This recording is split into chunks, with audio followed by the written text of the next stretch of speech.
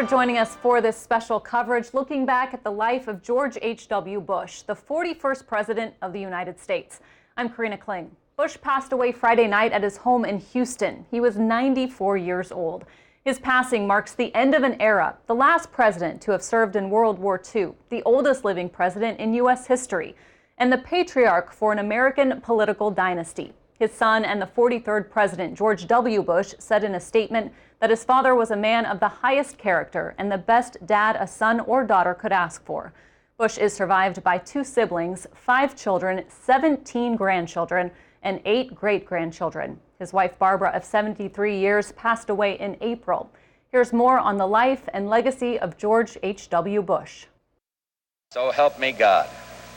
God bless you. The 41st President of the United States called Texas home in the years right before his presidency and during his life after his single term as Commander-in-Chief. But he was born a New Englander in Milton, Massachusetts on June 12, 1924. Long before one of his sons, George W., became governor and later president himself, the family patriarch was simply known as George Bush. The decorated Navy pilot was shot down and rescued in the South Pacific. After a stint in the oil industry, the Yale graduate began his public career in 1963 when he was elected chair of the Harris County, Texas Republican Party. 3 years later, he was elected to Congress. He would eventually become the U.S. ambassador to the UN, chairman of the Republican National Committee, ambassador to China, and director of the CIA. George Bush ran an unexpectedly strong campaign for president in 1980 against eventual nominee Ronald Reagan, who picked his rival to be his running mate. In 1988, Bush became the first sitting vice president to ascend to the presidency since 1837. Despite Democrats controlling both houses of Congress, President Bush signed several bills into law, including the Americans with Disabilities Act and the Clean Air Act. Even the Berlin Wall fell during his tenure. But it was when President Bush ordered U.S. troops to oust Iraqi troops out of Kuwait during Operation Desert Storm in 1991 that George Bush was at the height of his popularity. However, he was criticized for going against his pledge when he said, "Read my lips, no new taxes." That and a downturn in the economy as re-election approached ultimately helped put Democrat Bill Clinton in the White House. Independent candidate Ross Perot also gained almost 20% of the popular vote. After the bitter defeat, the former president stayed active, working for humanitarian causes, even skydiving. As for his philosophy, Bush once said, "I'm conservative, but I'm not a nut about it." And about his country, if anyone tells you that America's best days are behind her, they're looking the wrong way. While not from there, Houston was where the Bushes settled and called home for decades. The community there mourning the loss, but also celebrating a life well lived and paying their respects outside George and Barbara Bush's home in the Tanglewood neighborhood. His son, Neil Bush, spoke about his dad's love for the city. Anybody that would ask my dad, even when he was in a wheelchair, for a picture, he would stop and graciously, he would treat everybody in Houston the same, with the same amount of respect. He loved Houston. Supporters also visited the George Bush Monument in downtown Houston. Our Jordan Hicks spoke with those coming to pay their respects. Just really breathtaking in a way. After the passing of former President George H.W. Bush, red, white, and blue flowers, pearls in a book for Barbara, too. Haley Morin ponders what she'd leave here, the spot her idol still watches over the city. It gives you chills, for sure. Morin made the trip from Santa Fe to pay homage to the former president. That's where I went with Mama. She's been a fan of the Bush family since she was a child. I was about 12 when my Mama took me to the Presidential Library in College Station. I learned all about him there. Tonight, she reflects on the career of one of her favorite presidents. November 9th, 1989, East German border opened, Berlin Wall falls. And mourns for a family she spent her whole life admiring. They're just your classic American family that, everyone wants to be like, and they feel like your grandparents. In Houston, Jordan Hicks, Spectrum News. We are learning more about President Bush's last moments. He was asked by family on Friday if he wanted to go to the hospital. Bush replied simply no and said he wanted to go be home with Barbara. His final words were spoken to his son and fellow former President George W. Bush. In a phone call, George W. told his dad that he'd been a wonderful father. The New York Times reports that his father's reply and final words were, "I love you too." The tributes from his other children continue to pour in. Here's more from his son Neil Bush and grandson Pierce outside that Houston home. My grandfather was simply the world's greatest grandfather. He was simply one of the world's kindest, most decent men. I've been alive for 32 years. I, like a lot of my cousins, have done some silly things growing up and some things that we certainly regret. I've never seen my grandfather be angry. I've never seen him be mean. So I'm not mourning, I'm celebrating a life so beautifully well lived. And I'm, by the way, known as the crybaby in the family. So for me to actually say a statement like this without crying, I think is evidence that having been with him last night where he was comforted by the loving family, Jim Baker and Susan Baker, and our pastor was there, to see him as he be with him and to touch him and to pray over him as he passed away and to see him in comfort. It was just, you know, it was a blessing that he did it on his own terms. He was gracious in everything he did in his life, including passing away last night. And Bush's former chief of staff, James Baker, as mentioned, there has been speaking out about his friend and his love for Texas. Well, here's a guy that moved to Houston because he wanted to. He was a Texan by choice. Some of us were Texans by birth. He made the conscious decision he wanted to be a Texan. He moved down here. He could have been a big muckety-muck on Wall Street. His father's firm and all that. No, he wanted to try his own hand. One person who perhaps had the most up-close and personal seat to Bush's time in the White House was David Valdez. He was the Bush White House photographer, and he snapped some of the most iconic and intimate pictures of the Bush family over the years. I spoke to him after Barbara passed away in April. Here's part of that interview. I want to pull up that photo of the family, which I believe has arguably become probably your most famous, at least well-known photo. How did you get this? Life magazine, it was summer 1987, just before he was going to run for president. Life magazine wanted to send a photographer up and photograph them in Kennebunkport while they were on vacation. Mm-hmm. And he said, no, I'm on vacation. And so there was some back and forth, and Bobby Baker Burroughs, the photo editor at Life magazine, agreed to let me take some photos. So I talked to Barbara Bush about it. And it was her idea. She said, we ought to just come by about 6 o'clock in the morning and just see what happens. I went to their house, knocked on the door. There's George and Barbara Bush in bed. I sat on the end of the bed, and then the grandchildren started coming in. And I stood up, snapped a couple of photos, ran 2 full pages in Life magazine. And, wow. And you're right, it's become the photo that I'm recognized with, and it's been in classic moments of life and the best of life over the years. So, and photographers have said that it's one of their favorite family photos. Yeah. What's your favorite? Would you say that's your favorite? You know, there's a lot of them. Can you pick one? Yeah. Well, I certainly love that one. I was talking today about a photo I took of them up in Kennebunkport, and they were actually walking away from me from the helicopter landing zone up to the house, and they were just hand in hand, yeah. And it was just a real moment. Did you ever feel, I mean, being a photographer, being personal with them and always taking these photos, some people shy away from photos. Did you ever feel like they shied away, or were there ever times when you... No, you know, they had been their entire lives in public life. Sure. And unspoken, especially in the White House, I'd go to their private residence, and maybe they'd have a guest or somebody there, and Mrs. Bush would be sitting on the couch crocheting, and she had her glasses on, and I'd walk in, she'd see me, and she would take her glasses off. I'd shoot some pictures, and when I saw her put her glasses back on, I was done. The Bushes experienced tragedy early on in their marriage. Their second child, Robin, passed away after a battle with leukemia when she was just 3 years old. Bush's speechwriter Kurt Smith said that tragedy had a great impact on the former president, who became emotional every time he spoke about her. 60 years later, even to talk about Robin, even to mention her name, he literally would choke up. His voice would catch. He could not talk about her. Smith also said that everyone around the late president knew that he was far more sentimental than his wife. Shameful wall of exclusion finally come tumbling down. God bless you all.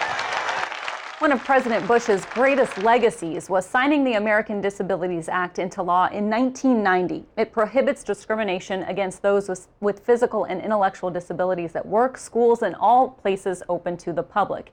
It was arguably Bush's most important and influential piece of legislation during his presidency. A tribute to President Bush is incomplete without looking back at his incredible relationship with his wife, Barbara. The two met when they were only 16 years old and were married for more than 73 years. In a handwritten letter to his bride-to-be, he said, quote, "I love you, precious, with all my heart, and to know that you love me means my life." The letter is now at the George H.W. Bush Library and Museum in College Station. Together, the couple had a close relationship with not just their family and friends, but with the city of Houston. They loved to eat, and one of their favorite spots was Fuzzy's Pizza. We spoke to owners and customers at Fuzzy's after Barbara passed away in April. About love. When they came in the door, they hugged me, they hugged Fuzzy, and just like your close relative is coming to see you. You just run into them here, and they were just like normal people. This was their town, this was their neighborhood, this is just where they loved to eat.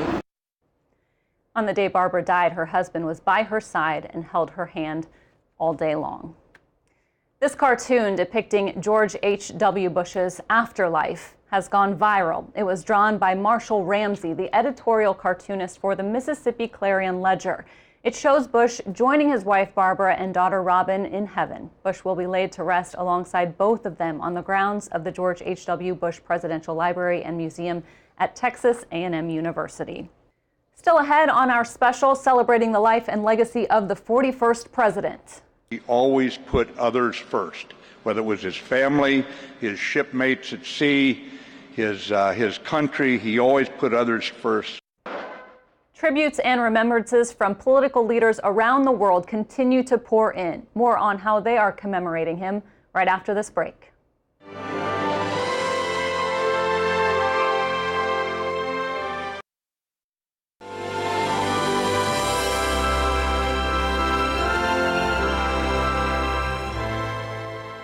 Welcome back to our special coverage of President George H.W. Bush's life and legacy.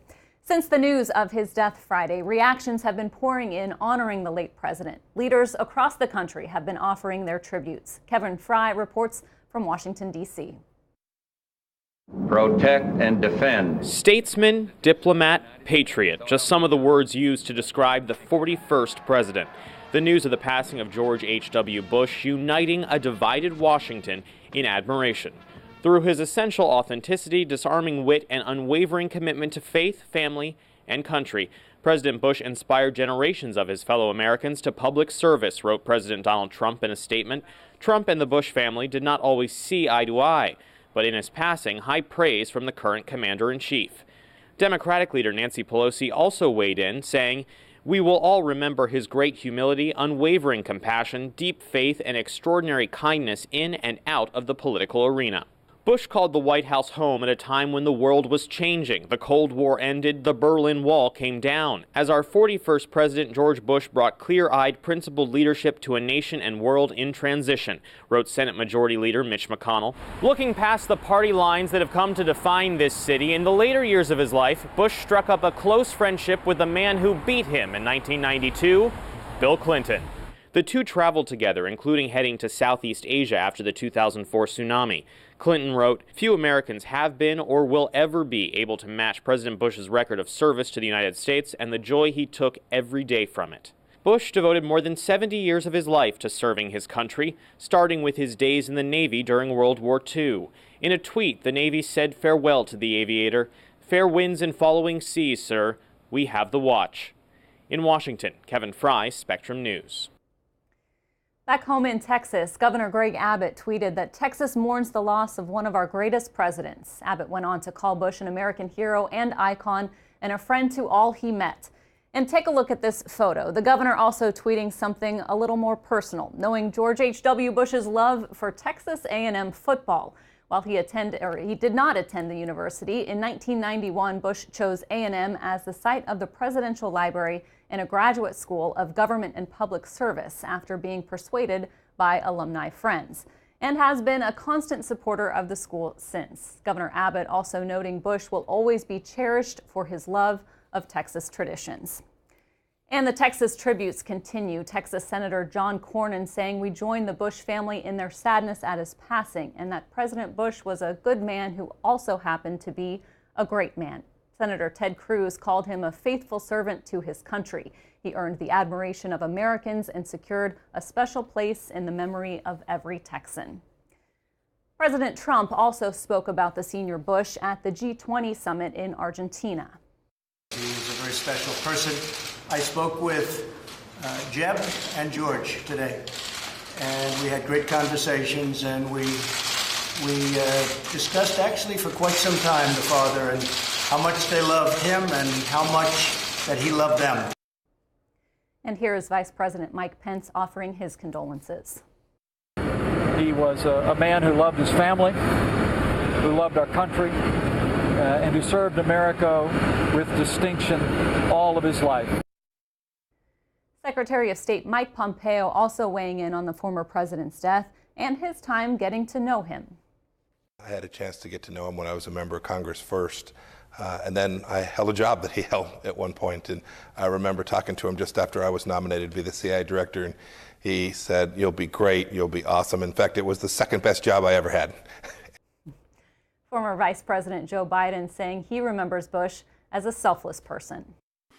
A man of enormous integrity, and never was it about him.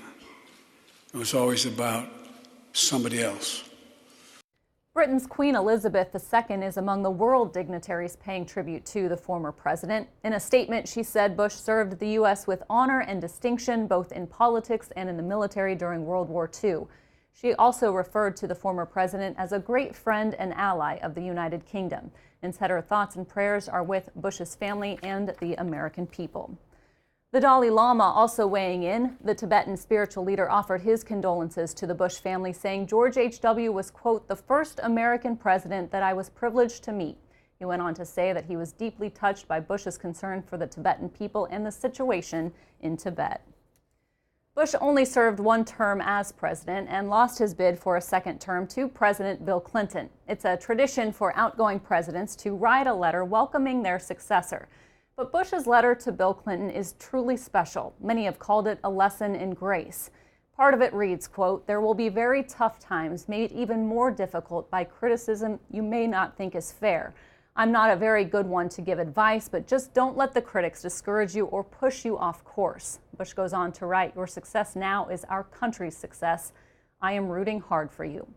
After the rivalry, the two became great friends over the years. They toured Asia together after a tsunami struck in 2004 and raised funds for the victims. And in the wake of Katrina, the Bush-Clinton Fund donated millions of dollars to local schools, libraries, and nonprofits. Bush and Clinton joked about their friendship post-rivalry. People say, how can you and Bill Clinton be working together, the oddest of odd couples? But it had nothing to do with politics. He beat me fair and square way back in 1992. Coming up, we look at some unique and lighthearted aspects of the president's life, including his choice of socks. And as we head to break, excerpts from Bush's diary and letters in his own voice, provided by the Bush Foundation. Dear kids, this letter is about aging. Last year, there was only a tiny sense of time left, of sand running through the glass.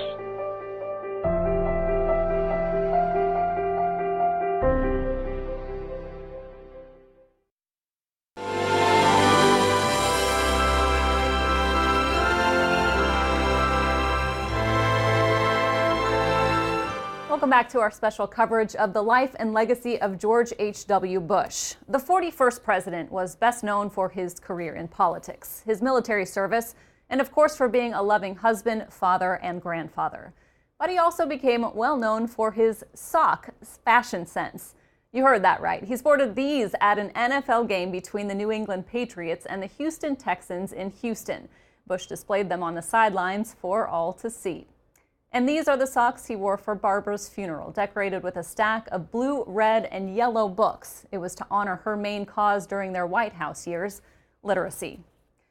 Another passion of the Bushes, pets. Earlier this year, Bush was proud to introduce his four-legged friend on Twitter. He said that Sully, a service dog, is a beautiful golden lab from the America's Vet Dogs. That's a nonprofit in New York that provides service dogs at no cost to veterans, active duty service members, and first responders with disabilities. Sully, of course, has his own Instagram account and a pair of socks in his honor. And before we go, we want to leave you with an incredible message about life from the former president himself. It's what he told reporters when he went skydiving on his 85th birthday. Yes, he took a 10,000-foot leap back in June of 2009 to celebrate the milestone birthday.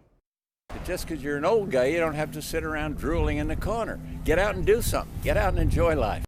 A life very well lived. We do want to thank you for joining us today for this special coverage. You can head to our website, SpectrumLocalNews.com, for more reflections and information on the life and legacy of George H.W. Bush. Thank you for watching. Have a great rest of your day.